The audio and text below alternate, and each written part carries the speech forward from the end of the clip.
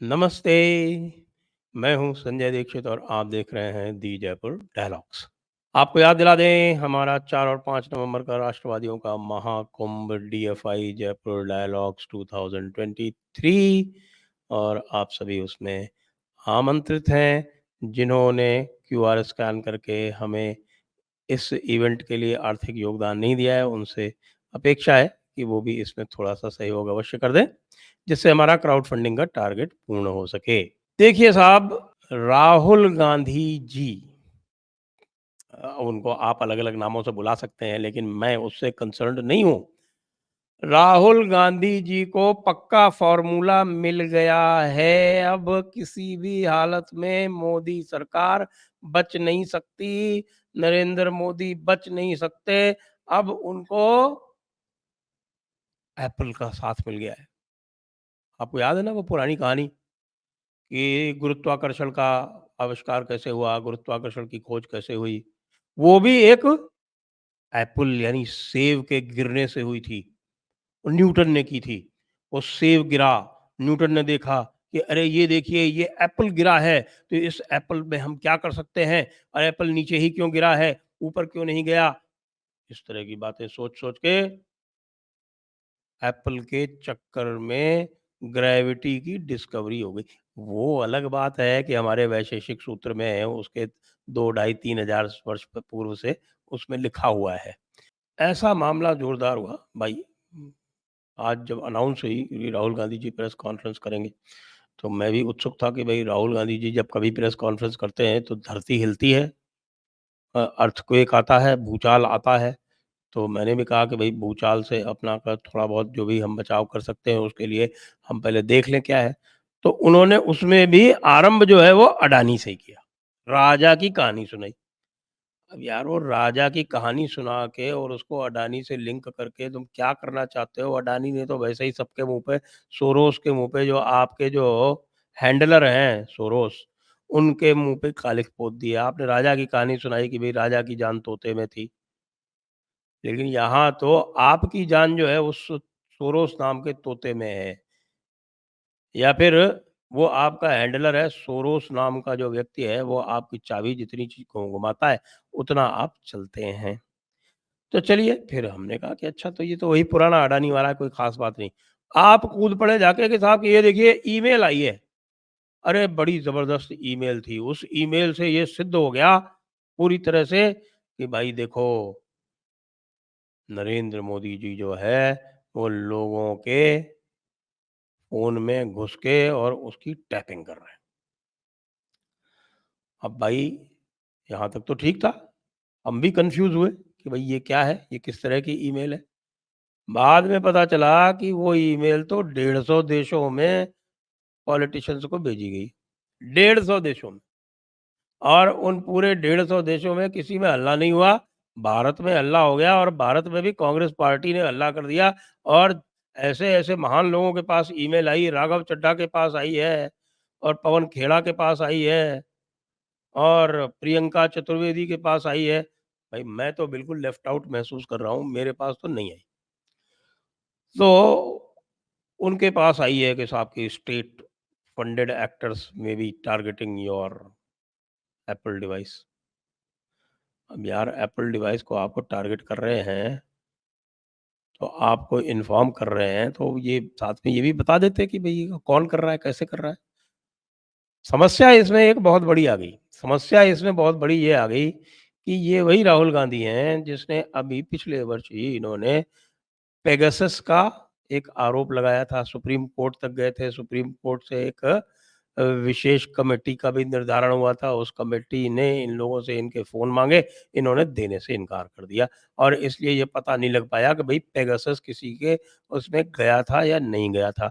अब प्रश्न ये है कि अभी तक आपने वो जो पेगासस वाली जो आपकी स्टोरी है, वो पेगासस वाला जो आपका आरोप है, उससे आप पीछे तो हटे नहीं हैं।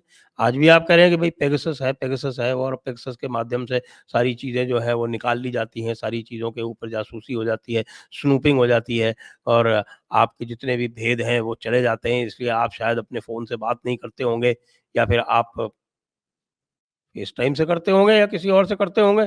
कोई और आपने ऐप ले रखा होगा उसको काउंटर करने के लिए, लेकिन पेगासस तो कह रहे हैं कि जो कोई भी बातचीत होती है आपकी किसी भी ऐप से होती है, वो सब निकाल लेता है। तो अब आप मुझे ये बताएँ भाई साहब राहुल गांधी जी, कि या तो आपका जो पेगासस वाला आरोप जो है वो सही है, क्योंकि यदि नरेंद्र मोदी जी के पास में पेगासस उपलब्ध है, तो उनको ये एप्पल वाला जो दूसरा मामला है, वो करने की आवश्यकता पड़ेगी क्या? अभी आप ही कह रहे हो कि उनके पास पेगासस है, वो पेगासस इंसल्ट कर देते हैं और पेगासस के माध्यम से आपका जितना भी डेटा है, व आपके जितने भी वार्तालाप हैं, सब कुछ उसके ऊपर जासूसी कर लेते हैं। तो फिर ये जो ईमेल भेजी गई है, जिसमें बड़ा वेग सा एक असर्शन है और वेग सा जो असर्शन है, वो कहिए तो मैं आपको पढ़ के सुना दूँ। भई, वो कहते हैं कि state sponsored attackers may be targeting your iPhone. फिर बाद में एप्पल जो है वो इश्यू करता है एक क्लैरिफिकेशन, वो कहता है Apple does not attribute the threat notifications to any specific sponsored attacker. तो हमें पता नहीं है कि भई कोई स्पेसिफिक स्पॉन्सर्ड अटैकर है या नहीं है। फिर कहते हैं कि साहब कि they are very well funded and sophisticated state sponsored actors. तो भाई मुझे तो लगता है कि वो तो सीआईए वालों के बारे में बात कर रहे हैं, क्योंकि ये सीआईए और स्टेट डिपार्टमेंट जो है, वो ऐसे लोगों को फंड करते रहते हैं, जगह-जगह पर।